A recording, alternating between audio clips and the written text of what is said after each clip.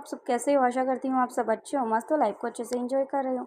आज की हमारी स्टोरी है सुपर लेडी अनीका की। अगर वीडियो पसंद आ रही है तो प्लीज़ दोस्तों के साथ शेयर करें, लाइक करें और कमेंट कर कर ज़रूर बताएं। जल्द मिलते हैं न्यू एपिसोड के साथ और वीडियो को बिना किसी देरी के स्टार्ट करते हैं। Video start. अनीका व रोहित खाना खा चुके थे। उनका खाना होने के बाद रोहित भी आज काफ़ी थक चुका था। वह बेड पर लेटते ही उसकी आंखें भारी होने लग जाती हैं। वह कुछ ही समय बाद अपनी आंखों पर कंट्रोल नहीं कर पाता। वह अपनी आंखों को जितना खोलने की कोशिश करता है लेकिन वह बंद हो जाती हैं। आज रोहित अनिका से पहले भी सो चुका था। उसके साथ साथ आज उसने अनिका को एक प्यारी सी किस करके गुड नाइट जो हमेशा करके सोता था, आज उसने बिल्कुल भी ऐसा नहीं किया था। वह सो जाता है। रात 11 पीएम का समय हो चुका था। अनिका की नींद नहीं आ रही थी।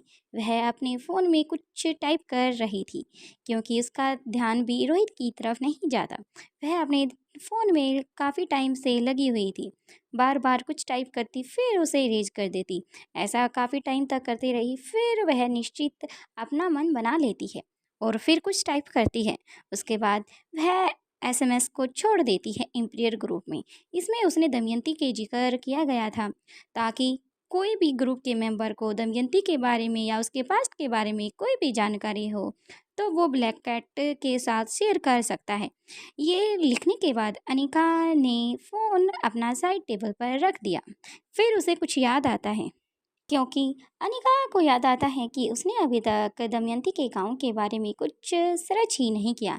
तभी वो जैसे ही लैपटॉप लेने के लिए उठती है वैसे ही वह देख पा रही थी कि रोहित सो चुका है। अनिका की नज़रें सोते हुए रोहित को देखने लग जाती है। वह आराम से बैठकर रोहित को देखती रहती है और कुछ सोचने लग जाती है क्योंकि सोया हुआ रोहित बिल्कुल एक छोटे बच्चे की तरह उसे लग रहा था। रोहित को हल्का सा ब्लैंकेट से कवर करती है। उसके बाद वह प्यार भरी नज़रों से ही रोहित को देखे जा रही थी। फिर जल्दी से टाइम की तरफ देखती है। फिर उसे याद आता है आज रोहित काफ़ी पहले सो चुका है क्योंकि अभी टाइम 11:30 हुए हैं। आज से पहले तो रोहित कभी इतनी जल्दी नहीं सोया था। इसलिए अनिका को रोहित की फ़िक्र होती है। अब वह रोहित की बॉडी को के तापमान को जांच करने लग जाती है। उसकी पल्स की जांच करने लग जाती है लेकिन वो सभी नॉर्मल ही मिलते हैं। अब अनिका को काफ़ी घबराहट महसूस होने लग जाती है। अब अनिका अपना कान लगाकर रोहित की हार्ट बीट पर रख देती है और उसकी हार्ट बीट की जांच करने लग जाती है कि अच्छे से काम तो नहीं कर रही है। अब अनिका के फेस पर एक शरारती स्माइल आ जाती है। इसलिए वह क्योंकि अनिका को पता था कि सोने के बाद नॉर्मल से कुछ कम ही हमारे बॉडी की जो ऊर्जा है वो खपत होती है। इसलिए अनिका को वो सब चीज़ों का पता था कि रोहित ये सब जानबूझकर कर रहा है। अब अनिका उसके पेट पर बैठ जाती है क्योंकि अनिका को अब शरारत सूझने लग जाती है। अपनी टिमटिमाती आंखों से रोहित की तरफ देखने लग जाती है। अब रोहित को सांस लेने में थोड़ी सी परेशानी होती है। फिर रोहित अपनी आंखें खोल देता है।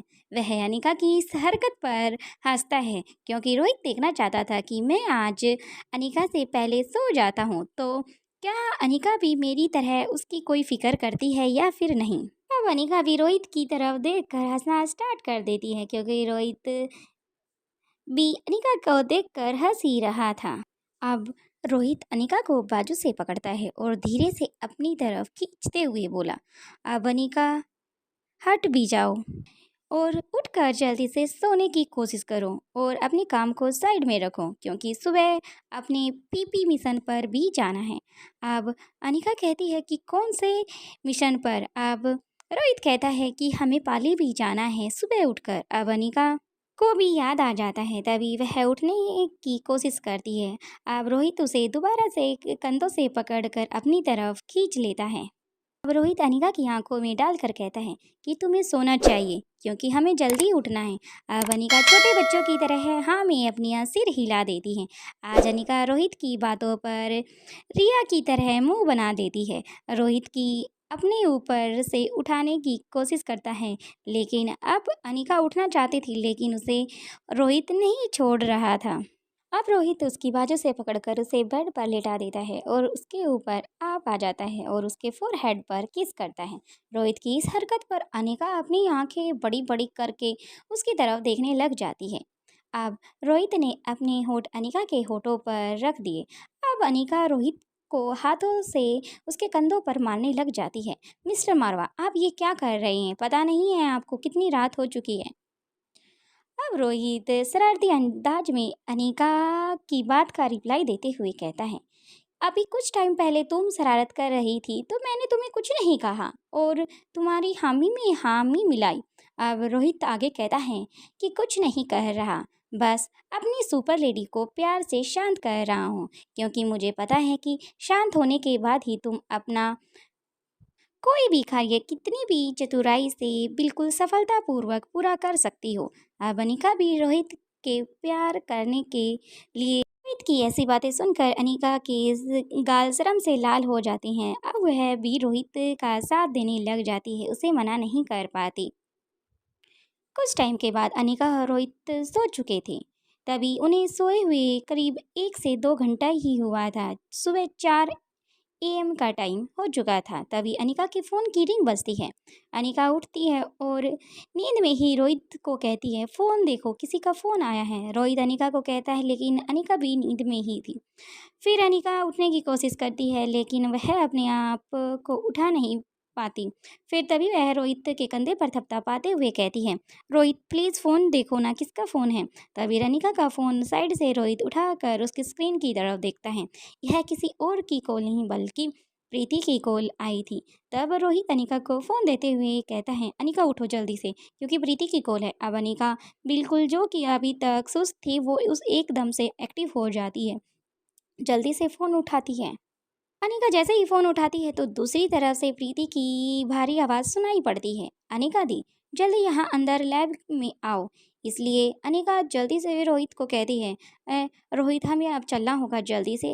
रोहित कहता है, कहाँ पर? फिर अनिका बताती है कि अंडरग्राउंड लैब में। कोई तो ऐसी बात है जो प्रीति बताना चाहती थी, लेकिन वो बता नहीं पा रही थी, इसलिए मैंने फ़ोन कट कर दिया। तभी दोनों अपने बिस्तर से उठते हैं और जल्दी से लैब की तरफ अपने कदम बढ़ा देते हैं।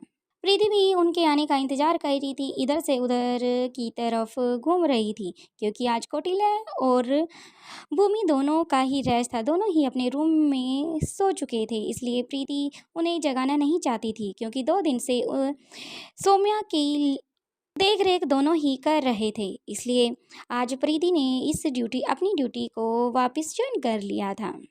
तभी प्रीति इधर से उधर उधर से इधर टहली रही थी। तभी उसे सामने से रोहित और अनिका आते हुए दिखाई देते हैं। अब प्रीति उन हाफते हुए उनकी तरफ जाने लगती है। तभी अनिका उसे कंधे से पकड़ लेती है और आगे की तरफ ले आती है, जहाँ पर साइड में सोफे लगे हुए थे। अनिका प्रीति को वहाँ पर बिठाती है तो रोहित पानी का गिलास लेकर प्रीति को देता है। प्रीति अपना पानी जल्दी से फिनिश कर देती है, गिलास को साइड में रख देती है। अब अनिका प्रीति से कहती है, अब पहले तुम शांत हो जाओ, उसके बाद ही मुझे साफ साफ बता सकती हो। अब प्रीति बिल्कुल शांत हो चुकी थी। अब अनिका कहती है, अब बताओ क्या बात है। अब प्रीति कहती है कि वो सौम्या है ना। तभी अनिका कहती है, क्या हुआ उसे? अब प्रीति कहती है, कुछ नहीं हुआ, सौम्या ने अपने हाथ पैरों को हिला हिला कर जख्मी कर लिया है। उसके हाथ पैरों से खून की बूंदें नीचे की जमीन की तरफ बूंदें टपकना स्टार्ट हो गई हैं, यहाँ तक कि उसने अपनी गर्दन को दाएं से बाएं बाएं से दाएं इतना घुमा दिया है कि उसकी गर्दन में भी स्वेलिंग आ गई है। अब वह दर्द से भी कराह रही है, ऊपर से हंस भी रही है और शांत होने का तो नाम ही नहीं ले रही। अब अनिका कहती है कि तुमने उसे कोई इंजेक्शन की कोई डोज दी है। अब प्रीति कहती है, नहीं मैंने उसे कोई डोज नहीं दी है। अनिका कहती है कि अगर अगर वो शांत नहीं हो रही थी तुम्हें उसे नींद का इंजेक्शन देना था। अब प्रीति अपनी बात को जारी रखते हुए कहती है कि दीदी दरअसल बात ऐसे ही है, वह सुबह से ही मुझे परेशान कर रही है। जब से भूमि और कौटिल्य यहाँ से गए हैं उसके बाद से ही उसने मुझे परेशान करना स्टार्ट कर दिया है। मैंने थक हार कर आपको ना बताकर उसे नींद का इंजेक्शन दे दिया था। जिसे के कारण से वो 7 से 8 घंटे तक आराम से सोती रही। लेकिन जब से वो उठी है तब से वो अपने हाथ पैरों और अपनी गर्दन को ऐसे ही नुकसान पहुंचाना स्टार्ट कर दिया है। अगर मैं उसे दोबारा इंजेक्शन देती तो शायद वह इस दुनिया में ना रहकर परलोक सुधार चुकी होती। अब अनिका को कुछ कुछ बातें समझ में आने लग जाती हैं। दूसरी तरफ बच्चे, जहाँ पर बच्चों को रखा गया था, चिराग ने उनकी आइडेंटिटी को बिल्कुल ही छुपा कर रखा गया था। चिराग के कुछ दोस्तों के जरिए ही उन बच्चों का एडमिशन कराया गया था, जिन्होंने अपनी आईडी के थ्रू उन बच्चों का वहाँ पर एडमिशन कराया था। उन बच्चों को समय पर काफ़ी चीज़ें सिखाई जा रही थी, अलग अलग तरीके की तकनीकें और मार्शल आर्ट, शूटिंग, काफ़ी ऐसे गेम भी थे जो उन्हें आगे जीवन में काम आने वाले थे। तो कुछ ऐसे भी थे जो उन्हें मुश्किल टाइम में बाहर निकलने की सिचुएशन को और ज़्यादा बेहतर बना सकें। वैसे तो अनिका के तीनों ही बच्चे अनिका की तरह बिल्कुल फास्ट और सुपर थे किसी ना किसी फील्ड में, लेकिन अनिका चाहती थी कि मेरे बच्चे अपनी हर चीज़ में आगे निकले, खासकर अलेक्जेंडर, क्योंकि जो खतरा अनिका के ऊपर मंडरा रहा है कहीं ना कहीं आने वाले टाइम में वो खतरा कहीं अलेक्जेंडर को भी अपने चारों तरफ घेर ले। इसलिए अनिका उन्हें एक ऐसे जगह पर उनका आगे किया जो जीवन था उसको डेवलप करना चाहती थी, जिसे कि वह हर सिचुएशन से निपट कर लड़ कर उसे आगे बढ़े, ताकि आने वाले जीवन में उन्हें किसी भी तरह की सिचुएशन का सामना करने में कोई भी तकलीफ न हो, क्योंकि हर टाइम उनके मोम डैड उनका साथ नहीं दे सकते, नहीं उम्र भर उनके साथ रह सकते हैं। इसलिए मेरे बच्चों को भी मेरी तरह अपने आप को कुछ साबित करने की ज़रूरत है। यहाँ तक कि अगर वो रोहित की तरह एक सफल बिजनेसमैन और पावरफुल भी बनते हैं, मेरे लिए वो भी काफ़ी। जगह पर अनिका ने अपने बच्चों को रखा गया था, उस घर में चिराग ने हर चीज़ों का सभी ज़रूरी सामान उनके पास ही था। क्योंकि एक बहुत बड़ी अच्छी सर्च करने वाली एक लैब थी, खेलने के लिए एक बहुत बड़ा हॉल था और दूसरी तरफ हर पजल्स के लिए एक रूम अलग से बना हुआ था। अलेक्जेंडर अपना पूरा का पूरा टाइम उस लैब में ही गुजारता था, नए नए एक्सपेरिमेंट करता था, स्कूल का टाइम करने के बाद एक्सपेरिमेंट करता, उसके बाद वह फिर अपनी बहन के साथ उसके साथ गेम खेलता और फिर आर्यन के साथ जाकर मैथ की पजल्स को सोल्व करता और नई नई बुक्स पढ़ता। लेकिन रिया इन दोनों भाई से विपरीत थी, वह अपना पूरा का पूरा टाइम वीडियो गेम में ही गुजारती थी। इसे अलग आजकल रिया को गेमिंग के साथ साथ गेमिंग में होने वाले जितने भी रूल्स थे या फिर कोई गेम था, उन्हें वो चीज़ें क्रिएट करना आ गया था। यानी कि अब रिया अपना खुद का गेम बना सकती थी। रिया ने इतना जल्दी ये काम अपने आप ही सीख लिया था, क्योंकि अनिका ने उसे जाते वक्त कहा था, जो तुम खेलती हो उसे किसी ने लॉन्च किया है, उसे किसी ने बनाया है, उस व्यक्ति की नॉलेज देखो, तुम उस चीज़ के कितने पीछे होकर पागल होकर उस चीज़ को पूरा करने की कोशिश करती हो, ये देखो उसे कौन खिला रहा है और कौन किसने वो चीज़ को बनाया है। जब रिया ने ये अपनी मम्मा की बात सुनी थी तो रिया अपनी आंखें बंद करके पूरे रास्ते और पूरा दिन कई दिनों तक इसी बात में उलझी हुई थी, लेकिन उसने ये चीज़ में महारत हासिल कर चुकी थी। अब बहुत जल्द ही रिया ने ये सब काम सीख लिया था। इसके साथ साथ वह अब अपना रूटीन का स्टडी का काम पूरा करना उसने स्टार्ट कर दिया था। ये रिया में इतना चेंज देखकर उसके दोनों भाई काफ़ी खुश थे, क्योंकि रिया बस इतना पढ़ती थी कि वो अच्छे मार्क्स लेकर पास हो जाए। लेकिन आर्यन इन दोनों के विपरीत था। आजकल आर्यन ने भी काफ़ी रिया की तरह नई नई चीज़ें की तरह अपने मैथ को ज़्यादा इम्प्रूव कर लिया था, और जैसे कि बिजनेसमैन में जो खूबियाँ होती हैं वो सारी अब आर्यन के अंदर आ चुकी थी, वो इम्प्रूव हो चुकी थी, क्योंकि वो खूबियाँ तो रोहित की पूरी आर्यन के अंदर थी, लेकिन अब वे चीज़ें बाहर की तरफ आके यानी कि इम्प्रूव हो चुकी थी। अब अनिका के तीनों बच्चे काफ़ी जीनियस बन चुके थे। कुछ टाइम में ही उन्होंने अपने अंदर जो उनके अंदर खामियां थी उन सभी को दूर कर लिया था। ये देखकर चिराग काफ़ी खुश होता था और छोटी छोटी क्लिप रोहित के पास भी भेजता था। लेकिन रोहित ने कभी अनिका को ये सब नहीं बताया और नहीं अनिका को बताना उसे अभी सही लगा, क्योंकि वह एक सही टाइम का इंतज़ार कर रहा था। क्योंकि अनिका को भी नहीं पता था कि रोहित ने जहाँ पर बच्चों को रहने का इंतज़ाम किया है वहाँ पर कुछ चीज़ें अपने आप से जोड़ी हैं, जो कि चिराग द्वारा जोड़ी गई हैं। दूसरी तरफ दमयंती का किला। दमयंती अब बिल्कुल खामोश हो चुकी थी, क्योंकि अंतिम संस्कार के बाद वो अपने वापस किले की तरफ आ गए थे। इसलिए दमयंती उसी मंजे पर बैठ जाती है और साइड में उसके नीचे आराम से उसके पैरों के पास अनोखी बैठ जाती है। अब अनोखी दमयंती को चुप कराते हुए आश्वासन देते हुए कहती है, माँ साहब, आप मुझे बता सकती है कि आगे क्या कुछ करना है, ताकि मैं आपकी सत्ता को बरकरार रखने के लिए अपनी जान भी दे सकती हूँ। अगर आप चाहो तो मुझे कोई भी काम सौंप कर एक बार देख सकती हो कि मैं अपने उस मकसद में खरी उतरती हूँ या फिर नाकाम होती हूँ। अब दमयंती कुछ सोचने लग जाती है, लेकिन वह अनोखी से कहती है, अभी मुझे शांति चाहिए, इसलिए मैं शांत रहना चाहती हूँ। इसलिए तुम भी यहाँ की देख रेख और भाग दौड़ को ही संभालो। अब दमयंती वापस अपने रूम में चली जाती हैं, लेकिन अनोखी के दिल पर ठेस पहुँच चुकी थी, क्योंकि वह लच्छो की जगह लेना चाहती थी।